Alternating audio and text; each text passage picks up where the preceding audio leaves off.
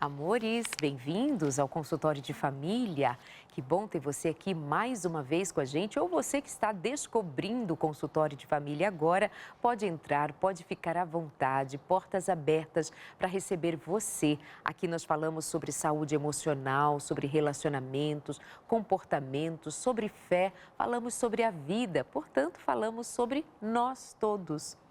E hoje eu quero falar com você sobre tristeza e depressão, sobre aquilo que tem sido do dia a dia de tanta gente. E a cada dia mais aumenta o número de pessoas que são diagnosticadas com depressão, cercados também de ansiedade, tomados por ansiedade, mas a depressão, olha. E o que dizer de fazer a diferença entre depressão e tristeza? Pessoas tristes, muito tristes, permanentemente tristes. O que dizer sobre, como sair disso, o que pensar sobre esse tema? E eu tenho em mãos a revista Mente Feliz. O autor dela é o psiquiatra César Vasconcelos de Souza. E é ele quem vai conversar com a gente aqui no consultório de família. Muito bem-vindo, doutor César. Tudo bom? Oi, Daleide, tudo bom? Bom estar de novo aqui com você, no programa, com o público de casa. E Obrigada. vamos falar de um assunto que, infelizmente, está avançando no mundo, né? Mas para orientar as pessoas do que pode ser feito para aliviar e resolver. Doutor César, eu lembro de que há muitos anos, quando nós conversávamos, fazíamos o consultório de família, o senhor mesmo dizia, olha, a Organização Mundial da Saúde preconiza que a partir de 2020, nós já estamos em 2024, a depressão será uma das doenças mentais principais de incapacitação e nós já estamos nesse tempo avançado do adoecimento mental e, de fato, a depressão é muito presente, ou seja, o prognóstico se confirmou. E o que tem feito as pessoas tão tristes ou deprimidas? Ou depressivas? E como fazer a distinção? As pessoas estão... Realmente, a Organização Mundial da Saúde dizia de que no ano 2020 a depressão deveria ser a segunda doença do mundo. Estamos agora já avançados, 24, então a previsão é que em 2030 vai ser a primeira doença do mundo. O mundo está entristecendo, Darleide. Tristeza é diferente de depressão. O mundo está entristecendo por várias razões. Violência social, incertezas, uma pandemia que deixou todo mundo com uma incerteza, castração da liberdade das pessoas, corrupção política que desestimula, né, desanima as pessoas no país que tem muita corrupção nos países, né? Problemas familiares, competição, assaltos e trânsito, cidade grande, poluição. Então isso vai entristecendo as pessoas. Agora, algumas pessoas podem caminhar para um quadro depressivo ou não. Então, tristeza é diferente de depressão. Por quê? Tristeza todo mundo tem. A gente tem uma situação de frustração na vida, né? Uma perda, sei lá, de emprego, né? Ou alguém bater no seu carro numa hora que você precisar muito do carro. Enfim, uma situação conjugal complicada, descobre que o filho está envolvido com o uso de drogas, então isso gera uma tristeza. Mas a tristeza, ela é temporária. Morre alguém que você amava, a gente entra naquilo que chama de luto psicológico, é normal, né? Viver esse luto psicológico dentro de tristeza, um pouco de desânimo, mas você vai tocando a vida e resolve normalmente, isso é uma tristeza.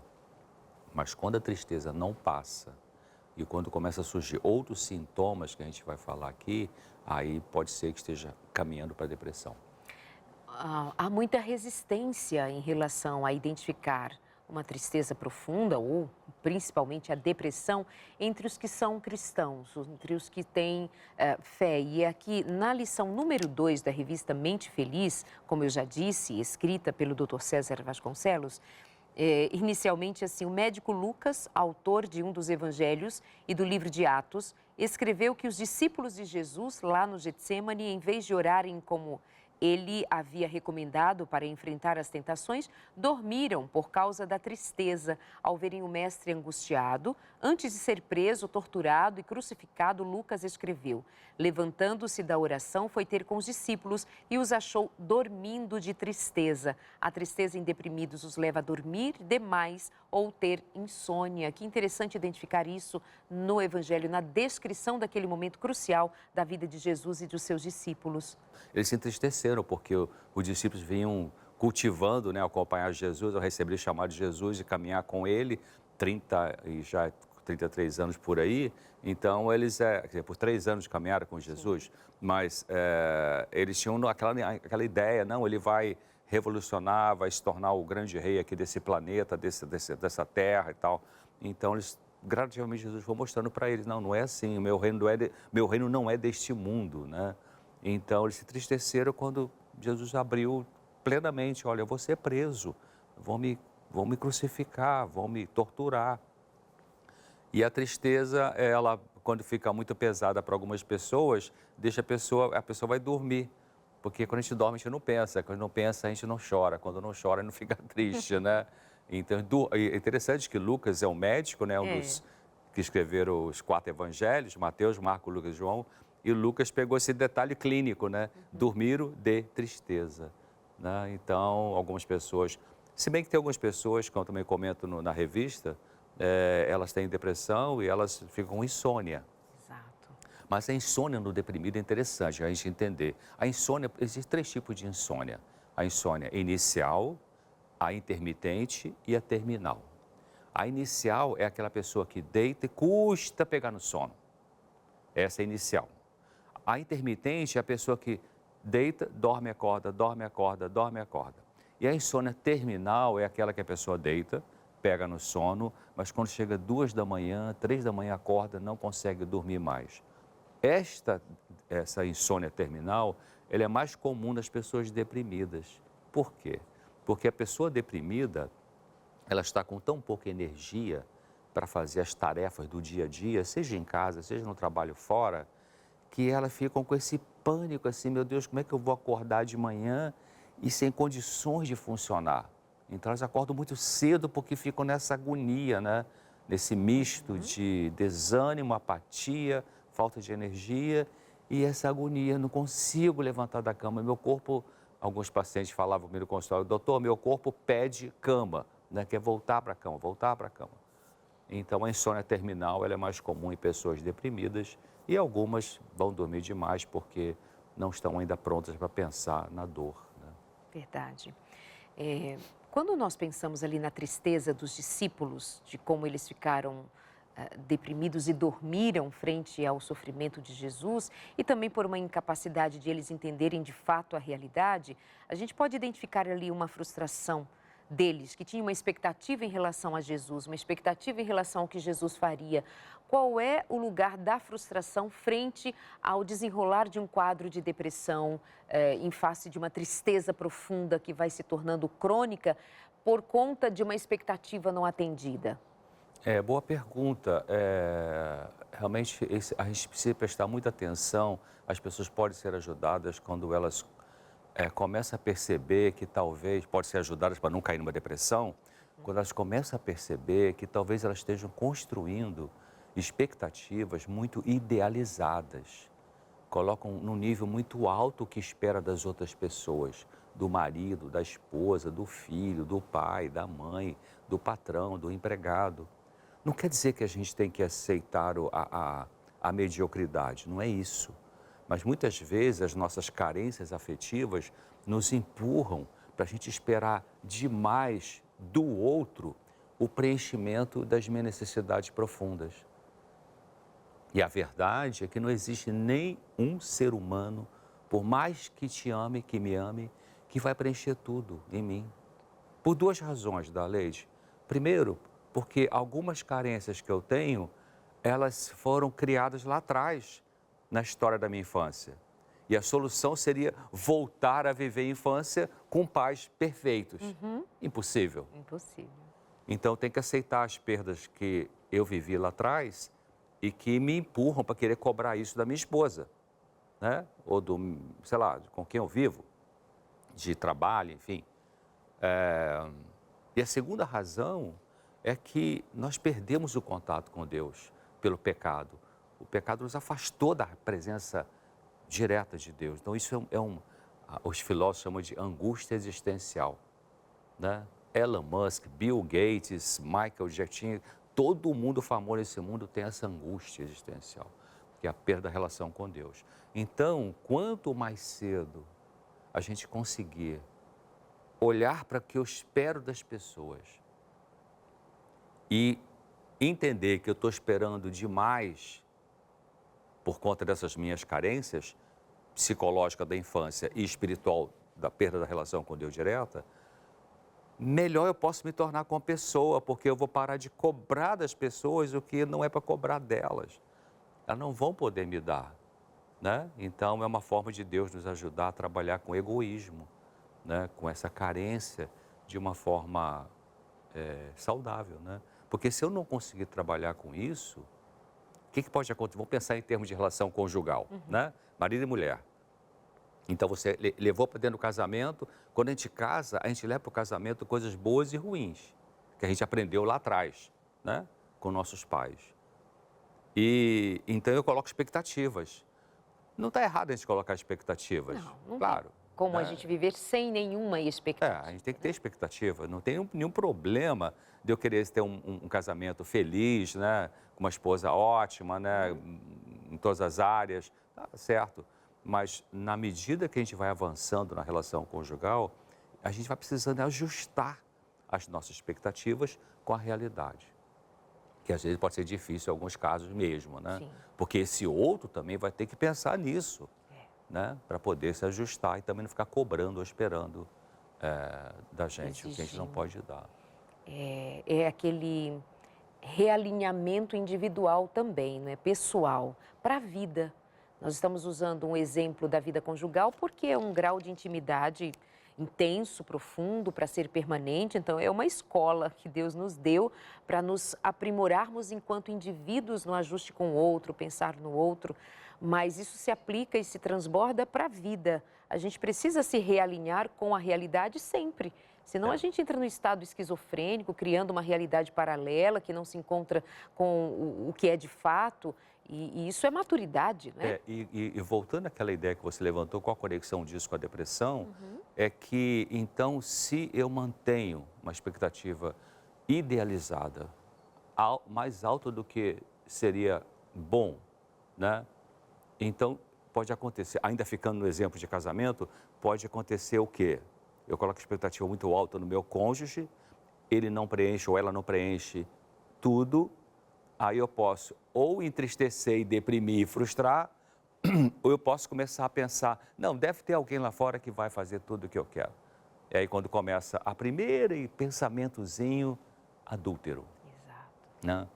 Então a depressão pode ser resultado de pessoas que mantiveram por muito tempo uma expectativa muito alta sobre retorno afetivo e que quando isso não acontece e não vai acontecer plenamente, elas não conseguem ainda administrar e aí, pum, pode cair na depressão. Não estou dizendo que toda depressão tem a ver com isso, mas essa é uma causa importante. Está falando de um fator importante, né, de uma causa importante.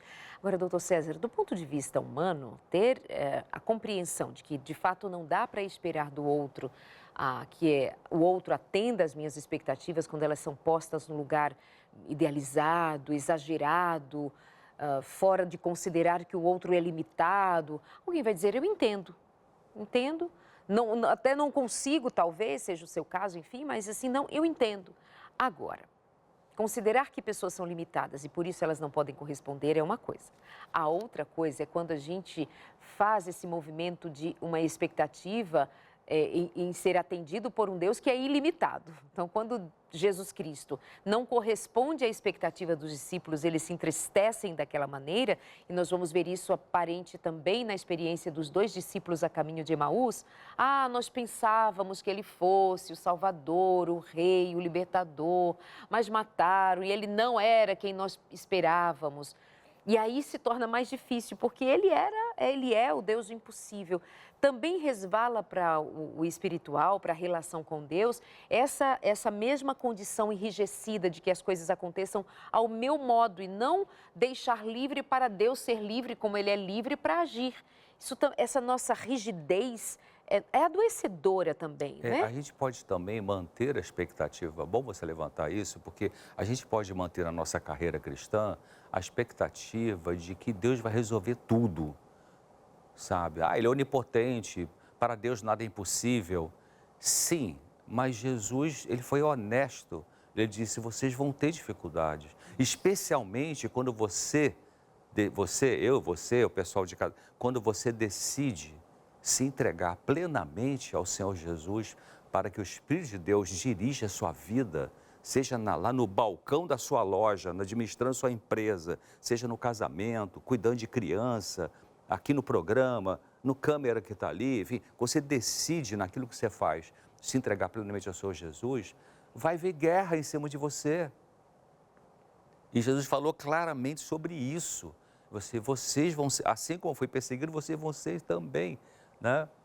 Porque você vê que Jesus foi perseguido desde a barriga da Maria ali, né? Aquele camarada que administrava isso, o Herodes, mandou matar todas as crianças quando soube, abaixo de 3 anos, meninos, quando soube que ia nascer o rei de Israel, né? Então, foi o tempo todo uma guerra em cima dele. Jesus tinha que, às vezes, pegar uma estrada secundária para chegar num destino. Ellen White fala isso, essa autora do livro, maior top livro sobre Jesus Cristo, chama-se O Desejado de Todas as Nações. Ela conta ali que tinha uma festa de Jerusalém e que ele, se fosse pela estrada principal, que todo mundo ia, iam impedir dele fazer a missão que ele tinha naquele dia. Então, ele pegou uma estrada secundária para poder chegar lá, né? Então, às vezes ele falava assim, fazia um milagre e dizia, vai lá, se apresenta ao sacerdote para fazer o ritual tradicional, mas não conta nada que aconteceu, que foi eu e tal, porque iam perturbar. Mas chegou uma época que ele falou assim, agora pode contar, porque já era a retinha final, agora eu sou o Messias. Ele abriu a questão. Então, é importante a gente pensar assim, tem até um livro chamado Quando Coisas Ruins Acontecem com Pessoas Boas, né? Tem outro livro que eu li de um jornalista americano chamado Onde está Deus quando chega a dor? Deus está junto de você. Então, a gente também tem que desidealizar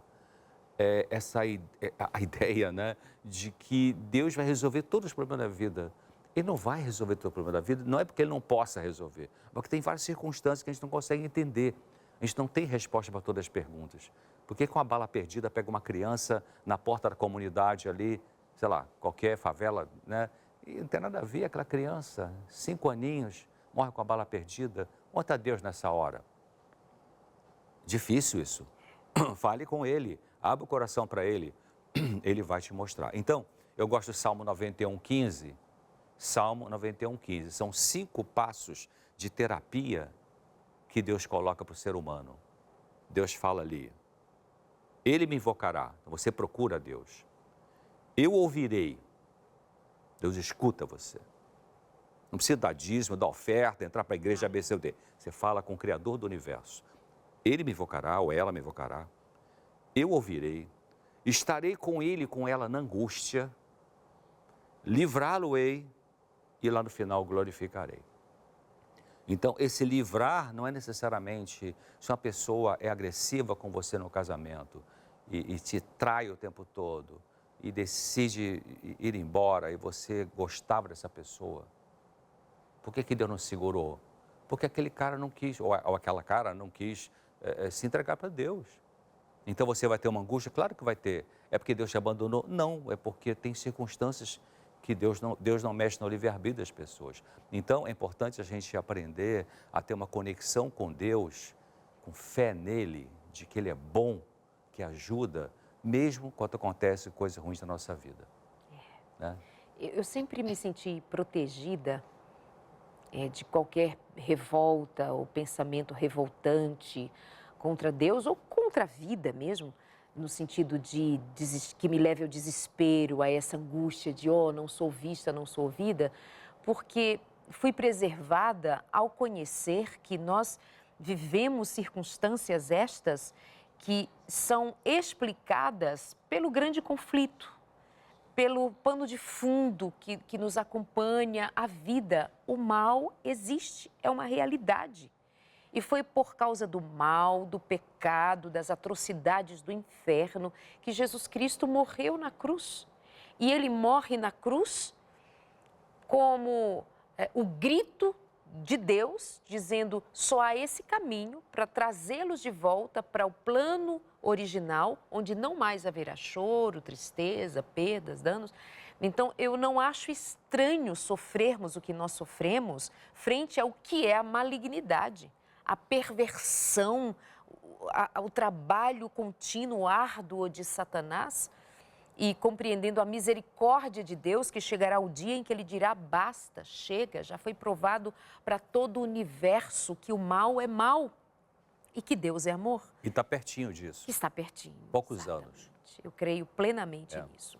E eu acho lindo poder conversar disso com um psiquiatra, com o Dr. César, que antes de tudo é um homem que entregou a vida a Deus há muitos anos, quando ele tem uma experiência de um Deus real, que se manifesta realmente, mas tendo como profissional também essa missão de nos fazer compreender como nós somos afetados, e por isso falamos de depressão, como eu escolho, ou somos dirigidos a falar sobre depressão desse ponto de vista.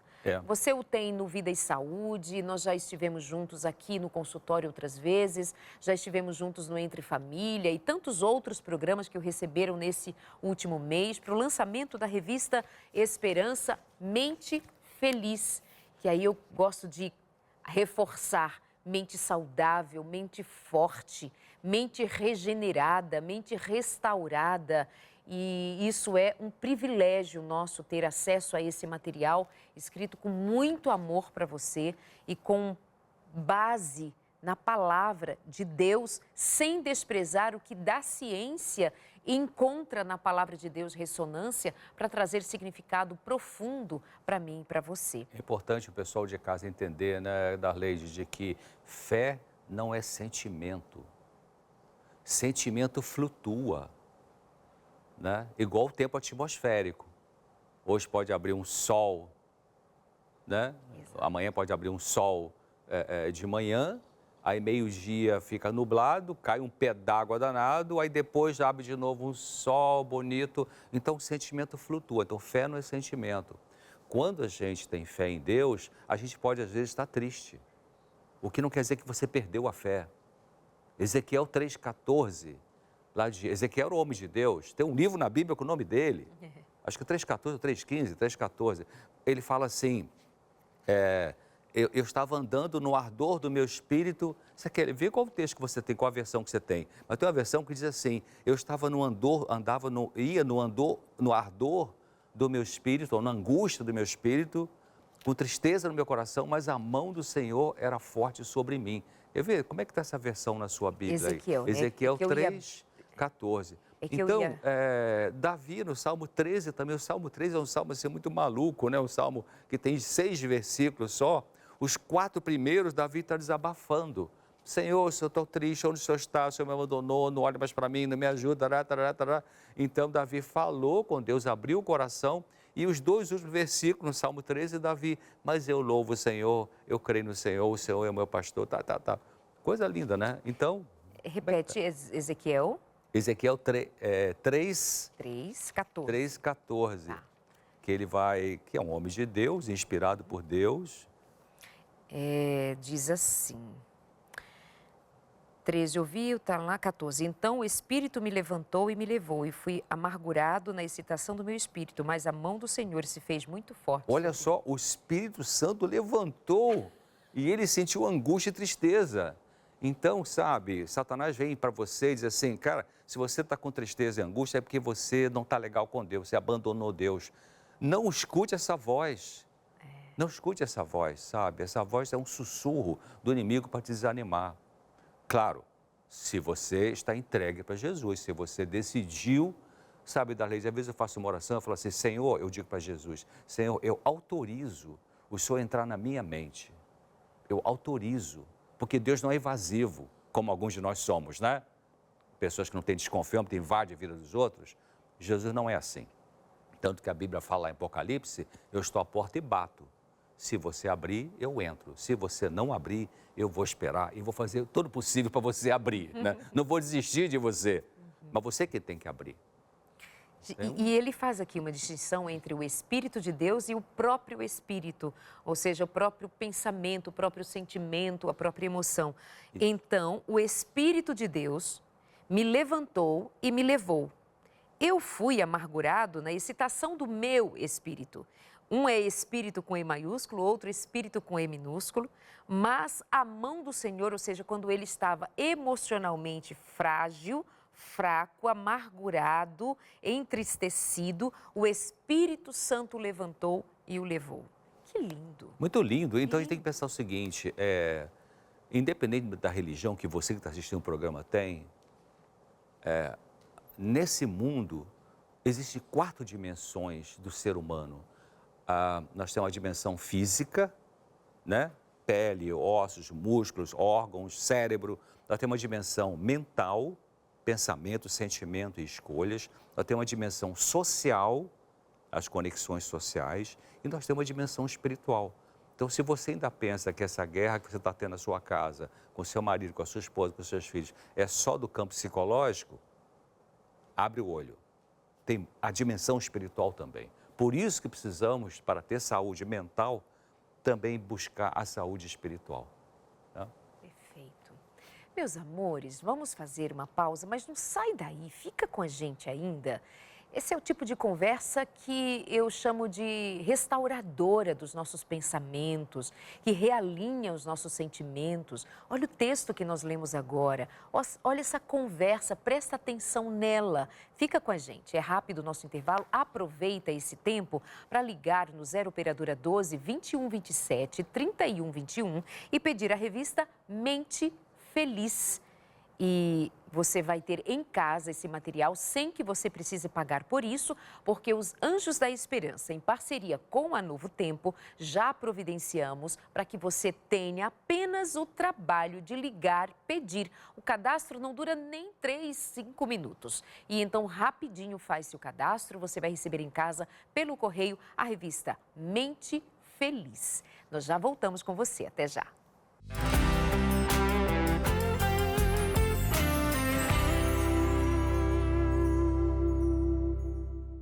Você é meu convidado, você é minha convidada de sempre para ficar com a gente aqui no consultório. Eu tenho imensa alegria a cada encontro com você. Eu sei que um programa pode ser assim, o momento em que você decide fazer algo diferente, algo novo, para você viver algo novo, que tanto Deus deseja que andemos em novidade de vida. Hoje nós estamos falando de tristeza, depressão, pautados aqui na revista Mente Feliz, escrita pelo Dr. César Vasconcelos de Souza, mas nós pegamos aqui um caminho de já direcionar você a ter os seus pensamentos mais alinhados com o desejo de Deus para a sua vida. E Deus se apresenta, Ele mesmo, dizendo sobre si, ser o Deus que cura, o Deus que restaura, o Deus que muda.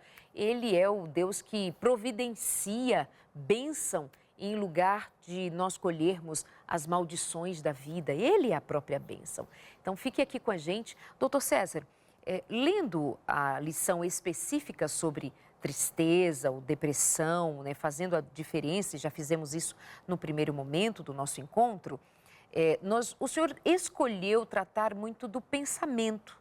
Pensamento distorcido. Pensamentos distorcidos por causa da depressão ou pensamentos distorcidos provocam ou me levam a um estado de depressão?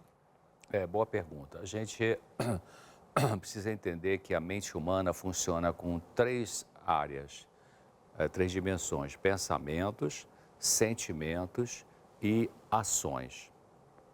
Tecnicamente, a gente chama de cognição, emoção e volição, o ato da vontade. Não no sentido de desejo, mas no sentido de decidir. Okay. Então, a gente pensa, a gente sente, a gente escolhe, em outras palavras. Então, essas 3 áreas podem estar alteradas. A gente pode escolher erradamente, são os comportamentos inadequados. A gente pode sentir de uma forma que prejudica, a gente traz para frente, mas, na verdade, começa com o pensamento, né? Tudo começa com o pensamento. que pode ser inconsciente ou não. Então, os pensamentos, eles podem estar distorcidos e precisar de corrigir. Igual a gente pode torcer o músculo da perna, né? E tem que fazer uma fisioterapia, etc. A gente pode ter um pensamento distorcido. O que é uma distorção de pensamento? Por exemplo, o que acontece com o pensamento das pessoas que se deprimem? Os pensamentos das pessoas que se deprimem vão passando gradativamente a ser só de cunho negativo, pessimista. A vida não faz sentido. Quais os pensamentos mais comuns que passam na cabeça da pessoa que está com depressão? A vida não faz sentido, eu sou um peso para os outros, é melhor eu morrer, Deus me abandonou, as pessoas não me entendem, eu sou um zero à esquerda, eu não consigo nada na vida. Olha só, fica isso o tempo todo, né? É melhor morrer do que ficar fazendo as pessoas tristes por causa da minha tristeza e tal.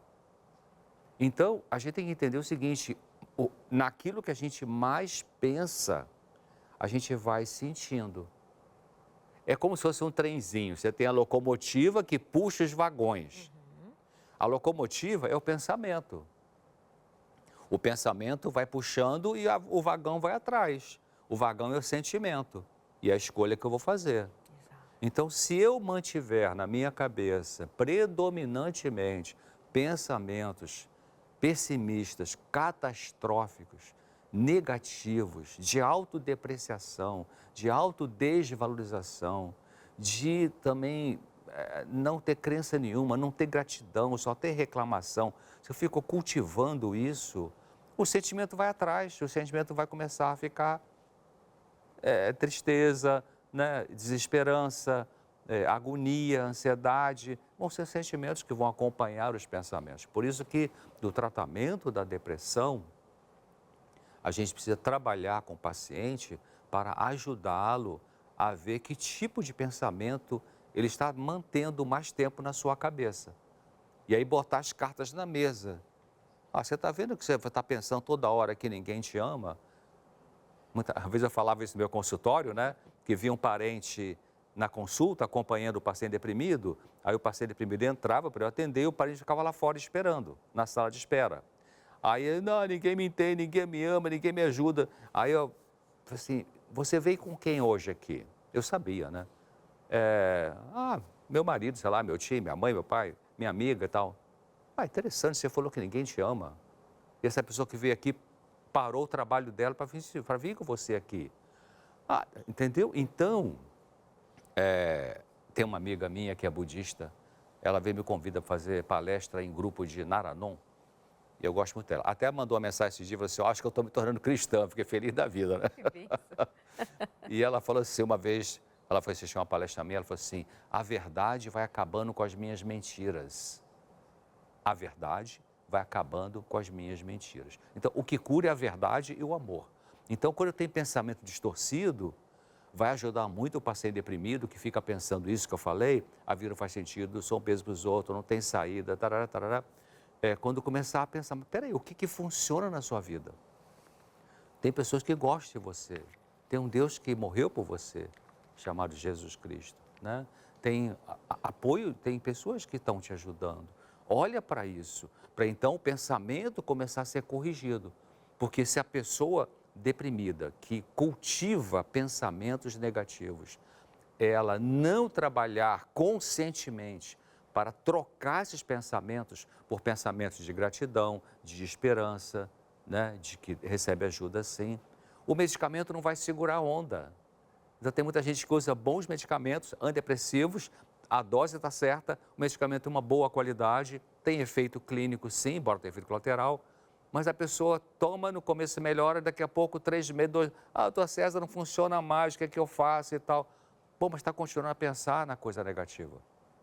Porque a medicação não vai mudar o pensamento, a medicação vai mudar o sentimento, mas o sentimento mudado pela química é diferente daquele que é mudado pelo pensamento, que agora sim começa a ser positivo, saudável, né? Então, esse trabalho é muito importante. Não coloque a sua expectativa de sair da depressão baseado na medicação, mas no que você está fazendo com a sua forma de pensar e de se relacionar com as pessoas. A gente costuma dizer que a medicação é uma muleta para enquanto você está com o pé quebrado, machucado, Isso. mas é só. Vai chegar uma hora que É. a muleta vai precisar ser deixada, você vai precisar de um processo de fisioterapia, Isso. por um tempo, mas enquanto se trata de pensamentos, né, precisa ser renorteado por outros instrumentos, melhor assim. Doutor César, o senhor disse assim, vamos trabalhar com a verdade. Fala um pouco mais, como é que eu educo os meus pensamentos? Como é que eu trabalho essa verdade, já que eu estou pensando em alguém que está confusa, que está, por ela mesma, negativa? Como é que eu me reeduco? Que modos eu tenho? A terapia? O que eu posso fazer? Como eu disse, né, a verdade vai acabando com as minhas Achei o mentiras. máximo. Por isso que é importante a gente se expor à palavra de Deus, que é a verdade. É terapêutica.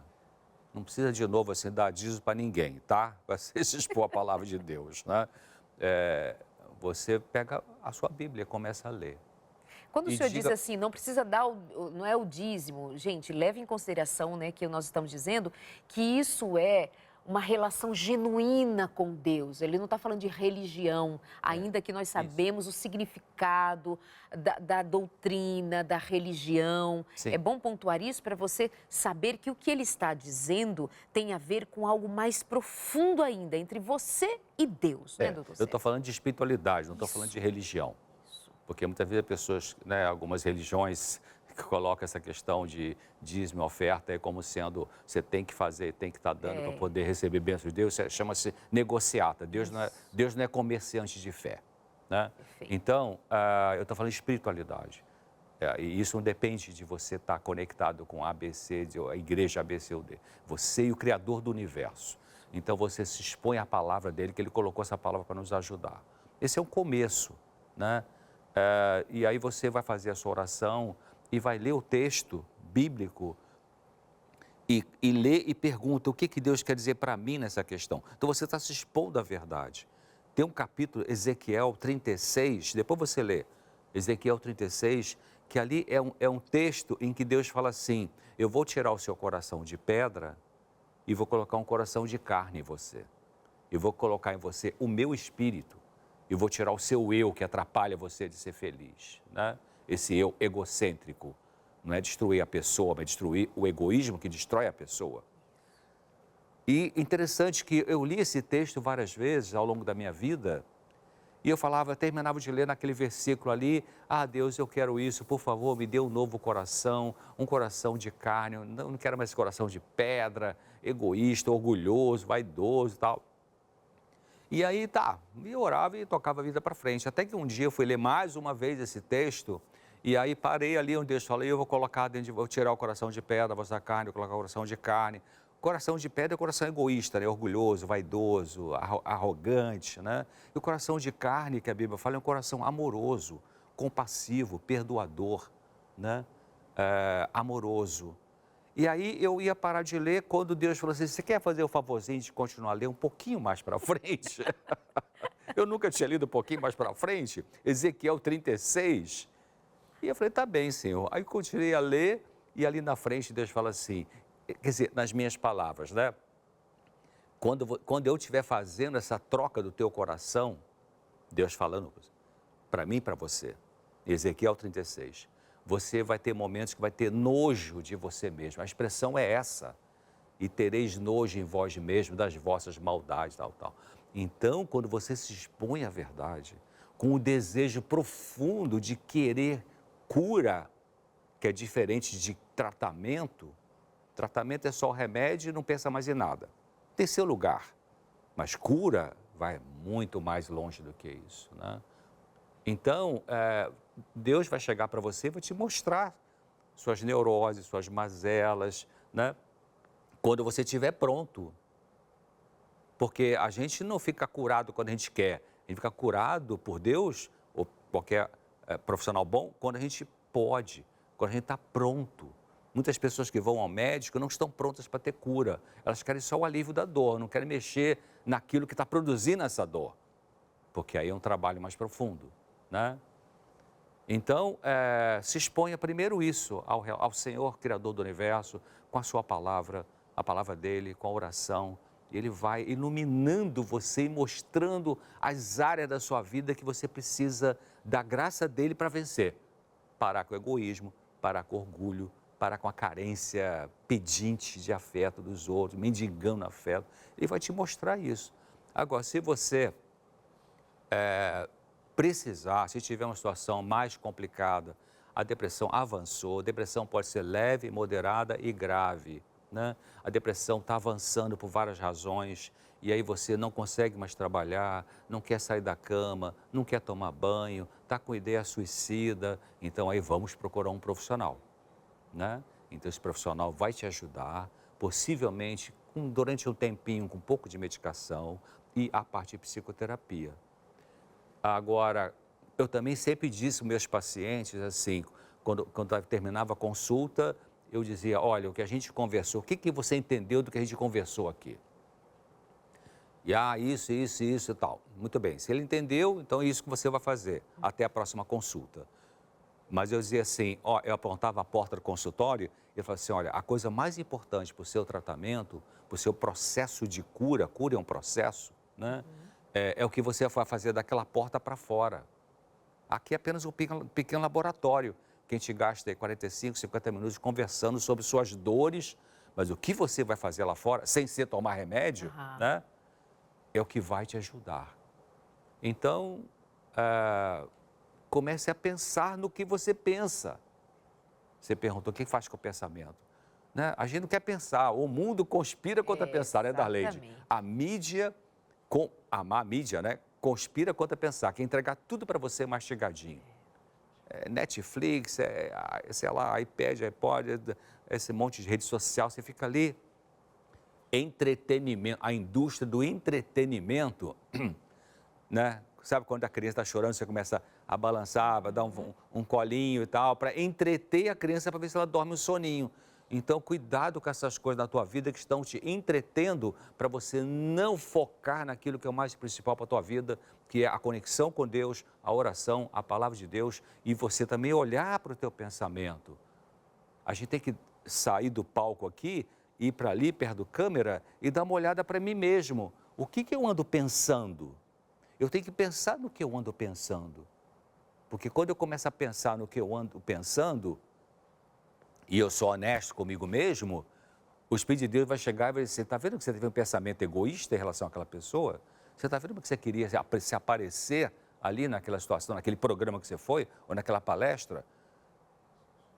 Porque a gente tem que decidir querer a verdade. A cura só vem quando você decide que você quer a verdade sobre você mesmo. Aí você abre a possibilidade do Espírito de Deus entrar para você, porque ele é o Espírito da verdade, né? Então, pense no que você pensa. Se você se pegar pensando sempre negativo sobre as pessoas, sobre você, sobre a vida, sobre Deus, então comece a pensar, cara, eu preciso mudar essa forma de pensar. E aí Deus vai te ajudar, mas você que vai ter que fazer esse trabalho de analisar o pensamento e começar a trabalhar para mudar o pensamento. Isso é tão sério, né? Eu realmente quero. Eu quero. Porque daí a gente precisa ser honesto para a gente parar ou decidir continuar dizendo o que diz. Eu não consigo, doutor César, eu não consigo mudar o meu pensamento, o meu jeito de pensar, eu não consigo. Isso é uma forma de persistir no caminho enrijecido por essa decisão de não pensar sobre o que pensa, a não ser confirmar, eu não consigo. Será que você não consegue porque em algum momento se permitiu ser tomado por esse discurso, digamos assim, por essa dor? Não é a hora de você dar esse... O doutor César sempre diz isso mesmo. Hoje ele disse diferente. Vai ali para a câmera e olha para o palco. Outras vezes ele diz, dá 2 passos para trás, né? E se vê, se enxerga, pensa no que você está pensando. Eu acho isso fenomenal. Às vezes o que trava é a carência afetiva. Quer dizer, quando o que trava a pessoa de parar para pensar é porque no mundo emocional dela, que é o hemisfério direito, é como se colocasse em palavras, é como se fosse assim, eu não aceito que eu não tenho o amor que eu queria. das pessoas. Não aceito. Então, não quero pensar nisso. Quem é que vai me amar?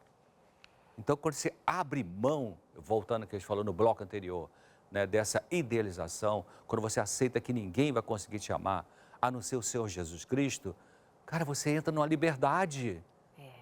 Você é liberta dessa carência, né? Aí você começa a receber o Espírito de Deus para poder dar. Você recebe e dá, você recebe e dá. Cara, essa é a felicidade, né? Maravilhoso. E aí Paulo vai dizer lá em Filipenses 4, verso 8, no que nós devemos pensar.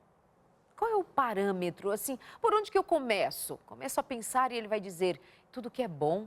O que você está pensando é bom? Não, isso você consegue discernir, não é possível. É bom que você tem pensado? Ah, não, eu tenho pensado em coisa má. Vamos buscar pensar em coisa boa. A gente consegue redirecionar o pensamento. Tanto que a gente faz aquele antigo teste, né? Assim, não pense em elefante azul.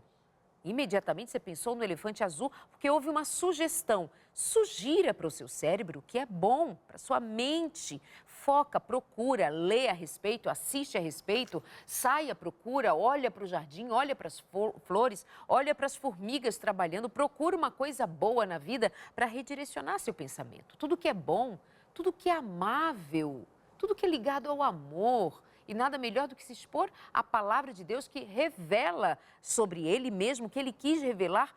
Deus é bom. O amor de Deus, o amor das pessoas, o amor das crianças. Ah, Darlene, mas no mundo ninguém ama mais. Ama sim. Isso aqui é um gesto de amor. A Novo Tempo existe como um gesto de amor de Deus. Nós somos um canal de esperança.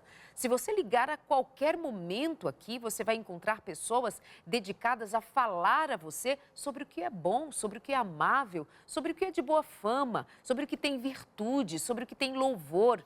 Seja isso que ocupe o vosso pensamento. Boas canções, boas palavras, conviver com boas pessoas. Às vezes são as pessoas à nossa volta, né, pastor? Doutor César, que não deixa de ser um pastor da palavra, nos fazendo conduzir pensamentos, aquilo que é bom, que é amável, que é justo, para a gente sair desse... Sabe que outro dia eu fui impactada com o que Jesus Cristo disse quando Pedro o advertiu de não ir para Jerusalém, onde ele seria crucificado. Jesus Cristo estava dizendo a eles o que aconteceria quando ele subisse a Jerusalém. E Pedro diz assim, Senhor, não faças tal coisa. E então Jesus diz, arreda de mim, Satanás, porque és pedra de tropeço, porque pensas como os homens e não como Deus. Ué? A repreensão severa de Jesus foi que Pedro estava pensando coisa comum, coisa terrena. Essa é uma repressão duríssima. Arreda, pedra de tropeço, porque pensas como todo mundo pensa. Você deveria pensar como Deus pensa. Isso me trouxe assim um grande impacto nessa reflexão, porque quem garante que eu não estou pensando as coisas terrenas, as coisas de baixo, do jeito que eu estou pensando aqui e que reverbera numa fragilidade, numa vida tão miserável, tão faminta, tão carente, tão doente? Será que é porque eu tenho pensado conforme as coisas terrenas, conforme as coisas do homem e não segundo o coração de Deus? Então, isso casa perfeitamente com suas palavras anteriores, nos levando a enxergar no que Ezequiel disse, no que o salmista diz. Vamos pensar das coisas do alto e Paulo vai dizer isso. Pensai nas coisas do alto. Então, fica essa reflexão ainda mais contundente para a gente quando Jesus Cristo diz isso. Você está pensando conforme os homens. Arreda de mim, pedra de tropeço. E também é importante o pessoal de casa entender de que, como você falou, algumas pessoas podem afundar na depressão porque elas vivem não só com pensamento predominantemente negativo, pessimista, desesperança, etc., de tragédia, mas porque elas ficam dizendo para elas mesmas assim, eu não consigo mudar meu pensamento, eu não consigo mudar meu pensamento, eu não consigo mudar meu pensamento. O que você diz para você, você se torna isso aí. Então, até alguns pacientes assim, eu digo assim, coloca uma vírgula, eu não consigo mudar meu pensamento ainda. Perfeito. Ainda. Porque aí você já abriu uma possibilidade que, mas eu posso aprender, né? E aí é importante também desabafar, né, Darlene, a pessoa está triste, Se você ainda não desabafou, então tem que procurar alguém. Pode ser o tio, pode ser o vovô, a vovó, alguém de experiência, né, para você em casa ali desabafar. Essa pessoa vai ser empática com você, vai ouvir. Procura a pessoa com quem você tem afinidade, seu parente, né? Não vai desabafar com pessoa do sexo oposto no seu trabalho, não faça isso. Mas esse desabafo também é importante, né? Ellen White fala no livro Desejado das Nações, essa autora inspiradíssima, ela falou que naquela época, naquele momento ali do Getsemane, ela fala assim, Jesus foi ter com os discípulos, que acabou encontrando dormindo, né? Ele foi ter com os discípulos para ouvir umas palavras reconfortantes. Então, nós como seres humanos precisamos de alguém para me escutar e me acolher na minha dor. Então, se você ainda não fez isso, faça isso, porque no tratamento da depressão, o desabafo é importante. Agora, se você já está 3 anos desabafando, chorando e tal, então agora é hora de você parar de chorar e fazer isso que está falando aqui do pensamento. Perfeito. Nós estamos conversando sobre esse assunto e tem muito mais a respeito do tema na revista Mente Feliz que eu tenho em mãos. E esse direcionamento dado pode ser agora um meio de você justamente ser corrigido. Né? Como lidar com esses pensamentos, com essa tristeza profunda ou com essa depressão já identificada. É depressão, fato, mas e agora, né?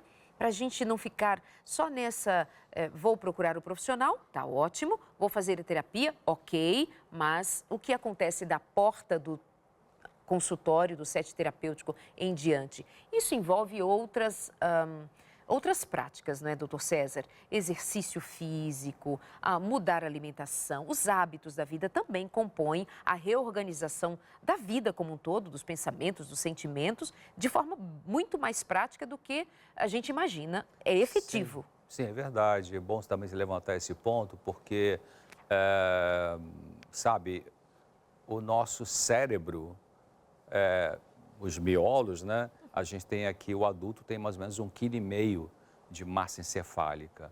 E o nosso cérebro, da onde tem, né, a parte frontal e o córtex pré-frontal, são as áreas do cérebro em que tem as chamadas funções executivas do cérebro.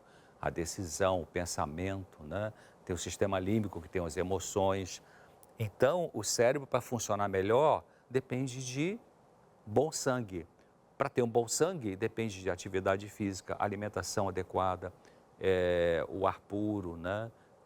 A hidratação desse cérebro. 70% do nosso corpo é água, 90% do cérebro é água. Então, você que é idoso, é muito comum idosos não beberem água suficientemente, isso vai favorecer um monte de lesão cerebral, declínio cognitivo, Alzheimer e outras coisas. Então, hidrate bem, beba bastante água pura ao longo do dia, não na refeição, e faça caminhada. Você sabe que tem trabalhos científicos que fizeram um trabalho científico com pacientes deprimidos, que dividiram em 2 grupos. E um grupo fazia terapia e atividade física, preferência ao ar livre, caminhadas, né, e meia natureza. E outro grupo fazia só terapia. Durante um mês, o grupo que fazia também atividade física melhorou muito mais da depressão do que aqueles que faziam só psicoterapia e mesmo a medicação.